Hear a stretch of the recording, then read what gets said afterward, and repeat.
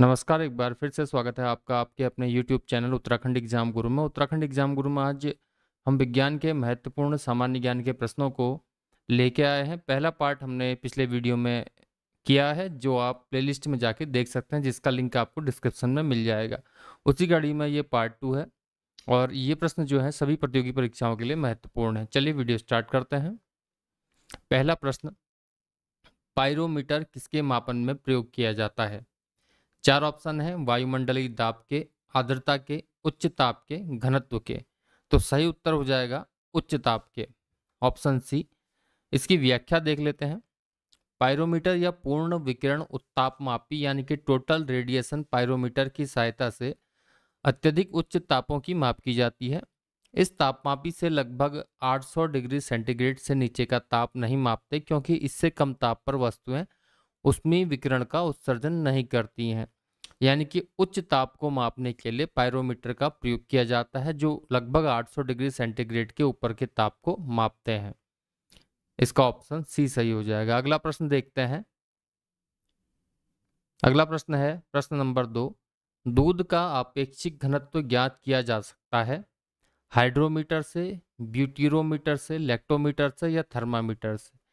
तो लैक्टोमीटर से दूध का आपेक्षिक घनत्व नापकर उसकी शुद्धता को नापा जाता है, ऑप्शन सी सही होगा। दूध का आपेक्षिक घनत्व या दूध की शुद्धता का मापन लैक्टोमीटर की सहायता से किया जाता है। अगला प्रश्न देखते हैं। प्रश्न संख्या 3। अंतरिक्ष यात्री निर्वात में सीधे खड़े नहीं रह सकते, क्योंकि वहां गुरुत्व नहीं होता है। वायुमंडल में श्यानता बल बहुत तीव्र होता है। सौर वायु ऊपर की ओर बल लगाती है। वायुमंडलीय दबाव बहुत कम होता है। तो इसका सही उत्तर हो जाएगा ए, वहां गुरुत्व नहीं होता है। अंतरिक्ष में कम गुरुत्व के चलते अंतरिक्ष यात्री जो है सीधे खड़े नहीं रह पाते हैं। तो वहां गुरुत्व नहीं होता है, लगभग शून्य होता है, इसलिए अंतरिक्ष यात्री निर्वात में सीधे खड़े नहीं रह सकते हैं। ए इसका आंसर हो जाएगा। अगला प्रश्न देखते हैं। जब किसी झील की तली से उठकर वायु का बुलबुला ऊपरी सतह तक आएगा तो उसका आकार ए ऑप्शन बढ़ जाएगा, घट जाएगा, यथावत बना रहेगा, चपटा होकर तस्तरीनुमा हो जाएगा। तो इसका आंसर जो हो जाएगा वो बढ़ जाएगा। जब वायु का बुलबुला झील के पानी की तली से उठकर ऊपर की ओर आने लगता है तो तली की अपेक्षा ऊपर की ओर दाब जो है घटने लगता है, जिसके कारण वायु के बुलबुले का आयतन जो है बढ़ जाता है। क्योंकि वहां पर जल का दाब भी बुलबुले पे पड़ता है, अतः वायु के बुलबुले का दाब जो है झील के अंदर आयतन कम होता है अधिक दाब के कारण, और झील के बाहर आने पर कम दाब के कारण आयतन बढ़ जाता है। अगला प्रश्न देखते हैं। प्रश्न संख्या 5। दाढ़ी बनाने के लिए काम में लेते हैं, किस प्रकार के दर्पण को हम दाढ़ी बनाने के लिए काम में लेते हैं, यह पूछा गया है। ए अवतल दर्पण, उत्तल दर्पण, समतल दर्पण और इनमें से कोई नहीं। तो सही उत्तर हो जाएगा ए अवतल दर्पण। अवतल दर्पण जो होता है एक गोलाकार दर्पण है, जिसमें उभरे हुए तल पर पॉलिश की हुई होती है तथा अंदर का तल जो होता है वो परावर्तक होता है।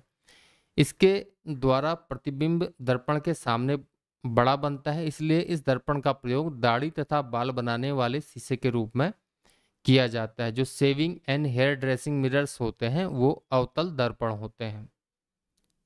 अगला प्रश्न देखते हैं। प्रश्न संख्या 6। आप हमारे टेलीग्राम चैनल से अगर जुड़ना चाहें तो उसका लिंक आपको डिस्क्रिप्शन में मिल जाएगा, जिसमें आपको सभी प्रतियोगी परीक्षाओं की जानकारी मिलती है। प्रश्न संख्या 6 जो है, बोतल में पेय पदार्थ को कुछ समय तक उसी ताप पर रखने के लिए उसकी दीवारों पर निम्न की परत लगाई जाती है। आपने देखा होगा कुछ थर्मोस्टेट बोतलें होती हैं, उनमें पानी को ठंडा रखो तो ठंडा रहता है, गर्म रखो तो गर्म रहता है, या किसी द्रव को हम रखते हैं तो वो उसी ताप पर रहता है। तो उसकी बाहरी सतह पर एक लेप लगा होता है, वो किस धातु का लेप होता है? एल्युमिनियम पेंट होता है, लैंड चूर्ण, रजत परत, पारे की परत। तो उसमें आप जो परत होती है वो रजत यानी कि चांदी की परत होती है, आप चित्र में देख सकते हैं। ऑप्शन सी इसका सही उत्तर हो जाएगा। थर्मस में प्रयुक्त कांच या स्टील पर रजत परत या सिल्वर प्लेटिंग लगाकर पेय पदार्थों को गर्म रखा जाता है या उसी ताप पर रखा जाता है। चलिए अगला प्रश्न देखते हैं। प्रश्न संख्या 7। डायनेमो जिसे बिजली उत्पादन हेतु कथित रूप से प्रयोग में लाते हैं वह वास्तव में, देखिए डायनेमो का चित्र आप देख सकते हैं, आयंस के स्रोत के रूप में कार्य करता है, इलेक्ट्रिक चार्ज का स्रोत होता है, ऊर्जा का परिवर्तक होता है, इलेक्ट्रॉन का स्रोत होता है। तो इसका सही उत्तर हो जाएगा सी, ऊर्जा का परिवर्तक होता है। इसमें क्या होता है, यांत्रिक ऊर्जा को विद्युत ऊर्जा में बदला जाता है, इसे सामान्य तौर पर जनरेटर भी कहते हैं। डायनामो मूल रूप से विद्युत जनरेटर का दूसरा नाम है। डायनामो में घूर्णन करती हुई तारों की कुंडली और चुंबकीय क्षेत्र का उपयोग करके यांत्रिक घूर्णन की ऊर्जा को फैराडे के नियम के अनुसार दिष्ट विद्युत धारा में रूपांतरित किया जाता है, यानी कि यांत्रिक ऊर्जा ऊर्जा को विद्युत ऊर्जा में बदला जाता है। चलिए अगला प्रश्न देखते हैं, 8वां, निकल कैडमियम बैटरी का प्रयोग होता है, तो किन किन डिवाइसेस में निकल कैडमियम बैटरी का प्रयोग किया जाता है ये पूछा गया है। कैलकुलेटर, कॉर्डलेस इलेक्ट्रॉनिक उपकरण, ट्रांजिस्टर, उपयुक्त सभी में। तो उपयुक्त सभी में निकल कैडमियम बैटरी का प्रयोग किया जाता है। और इसकी व्याख्या देखते हैं। निकल कैडमियम बैटरी एक प्रकार की रिचार्जेबल बैटरी है जिसमें निकल हाइड्रोक्साइड तथा कैडमियम इलेक्ट्रोड के रूप में प्रयुक्त होता है, जबकि पोटेशियम हाइड्रोक्साइड विद्युत अपघट्य के रूप में प्रयोग होता है, यानी कि इलेक्ट्रोलाइट। अगला प्रश्न देखते हैं, विश्व कंप्यूटर साक्षरता दिवस कब मनाया जाता है? वर्ल्ड कंप्यूटर लिटरेसी डे कब मनाया जाता है? 2 दिसंबर को, 5 जुलाई को, 14 नवंबर को, 3 नवंबर को। सही आंसर हो जाएगा ए, 2 दिसंबर को। विश्व कंप्यूटर साक्षरता दिवस प्रतिवर्ष 2 दिसंबर को मनाया जाता है। अगला प्रश्न देखते हैं, प्रश्न संख्या 10, निम्नलिखित में से किसने नैनो टेक्नोलॉजी शब्द का प्रयोग किया और कब किया? तो नैनो टेक्नोलॉजी जो है आजकल बहुतायत से प्रयोग में आ रही है। इसका सबसे पहले प्रयोग किसने किया और कब किया? रिचर्ड फेनमैन ने 1959, नोरियो टोनिगुची 1974, एरिक ड्रक्सलर 1986, सुमियो लाजिमा 1991। तो इसका सही उत्तर हो जाएगा बी, नोरियो टानिगुची 1974 में इन्होंने नैनो टेक्नोलॉजी शब्द का प्रयोग किया था। नोरियो टानिगुची टोक्यो विश्वविद्यालय में विज्ञान के प्रोफेसर थे। इन्होंने नैनो टेक्नोलॉजी शब्द का प्रयोग सर्वप्रथम प्रयोग वर्ष 1974 में प्रकाशित अपने एक शोध पत्र में किया था। अब देखते हैं 11वां प्रश्न। सभी प्रश्न आपके इंपॉर्टेंट हैं प्रतियोगी परीक्षाओं के लिए। निम्नलिखित में से कौन सा जोड़ा तांबे के मिश्र धातुओं का है? यानी कि कौन कौन सा ऐसा जोड़ा है, किन किन धातुओं का जोड़ा ऐसा है जो मिश्र धातुओं से बना होता है? पीतल और इनवार, कांसा और नाइक्रोम, पीतल और कांसा, उपयुक्त में से कोई नहीं। तो हम देख लेते हैं इसमें सही आंसर क्या है, सी, यानी कि पीतल और कांसा जो है ये मिश्र धातु हैं, दोनों ही, दोनों तांबे के मिश्र धातु हैं। तांबा तत्व मुक्त एवं संयुक्त दोनों अवस्थाओं में प्राप्त किया जा सकता है। इसका प्रयोग विभिन्न प्रकार की मिश्र धातुओं के निर्माण में होता है। पीतल और कांसा जो है तांबे की मिश्र धातुएं हैं। तो इसका ऑप्शन सी आंसर हो जाएगा। आप नोट भी कर सकते हैं, चाहे तो स्क्रीनशॉट ले लें। अगला प्रश्न हम देखते हैं, प्रश्न संख्या 12, सामान्य ताप में निम्नलिखित में से कौन सा तत्व द्रव के रूप में पाया जाता है? देखिए कौन सा एलिमेंट द्रव के रूप में पाया जाता है निम्न में से?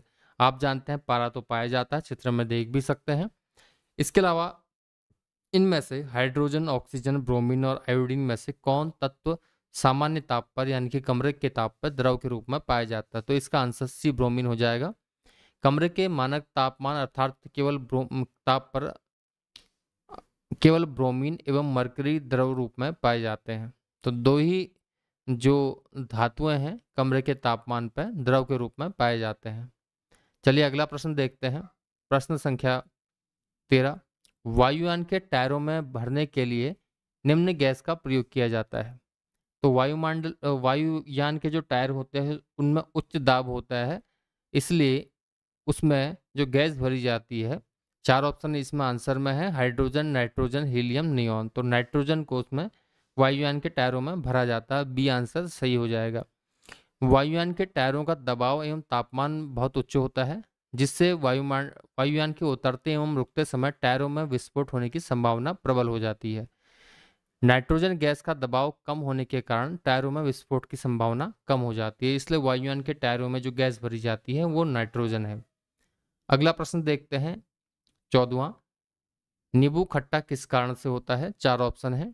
हाइड्रोक्लोरिक अम्ल के कारण, एसिटिक अम्ल के कारण, टार्ट्रिक अम्ल के कारण, साइट्रिक अम्ल के कारण। तो इसका जो आंसर है वो डी, साइट्रिक अम्ल के कारण नींबू खट्टा होता है। नींबू में साइट्रिक अम्ल पाया जाता है, ये शरीर में विटामिन सी की कमी को पूर्ण करता है। ये 14वां प्रश्न था। अगला प्रश्न देखते हैं 15वां। जब जेनेटिक्स निम्न में से किसका अध्ययन है? केवल जेनेटिक्स निम्न में से किसका अध्ययन है, प्रश्न पढ़ेंगे। जब मिस्टेकली टाइप हो गया है तो मेंडल के नियमों का अध्ययन जेनेटिक्स, जैव विकास का अध्ययन जेनेटिक्स, डीएनए संरचना का अध्ययन जेनेटिक्स, या आनुवांशिकता और विचरण का। तो सही आंसर है डी, जेनेटिक्स है आनुवांशिकता का अध्ययन, जिसमें डीएनए का अध्ययन, जैव विकास का अध्ययन, मेंडल का नियम सभी सम्मिलित हैं। तो इसका आंसर डी हो जाएगा। जेनेटिक्स जीव विज्ञान की वह शाखा है जिसके अंतर्गत जीवधारियों में जीनों, आनुवांशिकता, विचरण का अध्ययन किया जाता है। डी ऑप्शन सही हो जाएगा। चलिए अगला प्रश्न देख लेते हैं। अदरक तना है जड़ नहीं, क्योंकि अदरक जमीन के अंदर पाए जाने वाला एक तना है और जड़ नहीं है। इसका कारण क्या है? ये खाद्य सामग्री को संग्रहित करता है, इसमें नोड और इंटरनोड होते हैं, इसलिए यह मिट्टी में क्षैतिज रूप से बढ़ता है। उपयुक्त में से कोई नहीं, उपयुक्त में एक से अधिक। तो इसका जो आंसर हो जाएगा वो हो जाएगा बी, इसमें नोड और इंटरनोड होते हैं, इसलिए अदरक क्या है? एक तना है, जड़ नहीं है। नोड एवं इंटरनोड का उपस्थित होना तने का विशेष लक्षण है। चूंकि अदरक में ये संरचनाएं पाई जाती हैं, अतः कहा जा सकता है कि अदरक जो है तना है, जड़ नहीं है। अगला प्रश्न देखते हैं। प्रश्न संख्या 17। सूक्ष्म जीवाणु या बैक्टीरिया के बारे में निम्न में से कौन सा कथन सत्य है? ये जीवित व मृत की सीमा रेखा पर होते हैं, ये वनस्पति व जानवर की सीमा रेखा पर होते हैं, ये फूल देने वाली व फूल न देने वाली वनस्पति की सीमा रेखा पे होते हैं। अगला ऑप्शन है उपयुक्त में से कोई नहीं। तो इसका जो सही आंसर हो जाएगा डी, उपयुक्त में से कोई नहीं। देखिए जीवाणु क्या होते हैं? सबसे सरल अति सूक्ष्म एक कोशिकीय आद्य यानी कि प्रिमिटिव जीव हैं, जिन्हें मोनेरा में रखा गया है, और इनमें से कोई भी जो ऑप्शन है इसके आंसर को सेटिस्फाई नहीं करता है, इसलिए ऑप्शन डी सही हो जाएगा। चलिए अगला प्रश्न देख लेते हैं। 18वां। सिनकोना की छाल से प्राप्त औषधि को मलेरिया के उपचार में प्रयुक्त किया जाता था। जिस कृत्रिम औषधि ने इस प्राकृतिक उत्पाद को प्रतिस्थापित किया है वह है। सिनकोना की छाल से मलेरिया की औषधि प्राप्त की जाती थी, लेकिन एक कृत्रिम औषधि जो है उसने इस प्राकृतिक उत्पाद को प्रतिस्थापित कर दिया है और अपना स्थान ले लिया है। तो वो इनमें से कौन सी है? देखिए ऑप्शन है क्लोरोमाइसेटिन, क्लोरोक्वीन, टेट्रासाइक्लिन, एम्पिसिलिन। तो इसका आंसर जो है बी, क्लोरोक्वीन। आपने नाम भी सुना होगा, हाइड्रोक्सी क्लोरोक्वीन, कोरोना के समय पर नाम चला था, तो बी इसका आंसर हो जाएगा। क्लोरोक्वीन नामक कृत्रिम औषधि ने इस प्राकृतिक उत्पाद को प्रतिस्थापित कर दिया है। चलिए प्रश्न संख्या 19 देख लेते हैं। प्रोटीन की अधिकतम मात्रा पाई जाती है। चित्र में आप प्रोटीन का डायग्राम देख सकते हैं, इसका आणविक चित्र देख सकते हैं। अरहर में, उड़द में, सोयाबीन में, गेहूं में। दालों में प्रोटीन की मात्रा अधिकतम पाई जाती है, लेकिन उनमें सबसे ज़्यादा जो मात्रा प्रोटीन की पाई जाती है सोयाबीन में पाई जाती है। तो बी ऑप्शन सही हो जाएगा। बी ऑप्शन तीसरे नंबर पर टाइप हो गया है, ऑप्शन सोयाबीन सही आंसर हो जाएगा।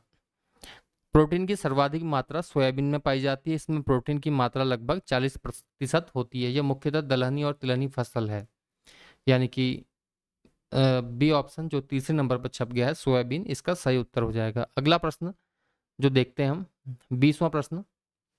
निम्न में से किस फल में लौह प्रचुर मात्रा में पाया जाता है? यानी कि आयरन सबसे ज्यादा निम्न में से किस फल में पाया जाता है? 4 ऑप्शन है, जामुन, करौंदा, लोकाट, अमरूद।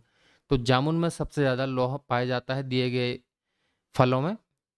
करौंदा एक आवृतबीजी पौधा होता है जिसके फल से विटामिन सी तथा लौह जो है प्रचुर मात्रा में पाया जाता है। विटामिन सी जो होता है घाव भरने में उपयोगी होता है, तथा लौह पदार्थ हमारे रक्त में के हीमोग्लोबिन में पाया जाता है। तो लौह प्रचुर मात्रा में पाया जाता है करौंदा के। तो ये 20 प्रश्नों की हमारी श्रृंखला थी। इसका पहला वीडियो आप प्लेलिस्ट में जाके देख सकते हैं। इसी प्रकार के वीडियोस के लिए आप हमारे चैनल को सब्सक्राइब कीजिए। अगर वीडियो अच्छी लगी तो लाइक कीजिए, और हमसे जुड़ने के लिए टेलीग्राम से कनेक्ट हो जाइए, जिसका लिंक आपको डिस्क्रिप्शन में मिल जाएगा। फिलहाल इस वीडियो में इतना ही। बहुत बहुत धन्यवाद।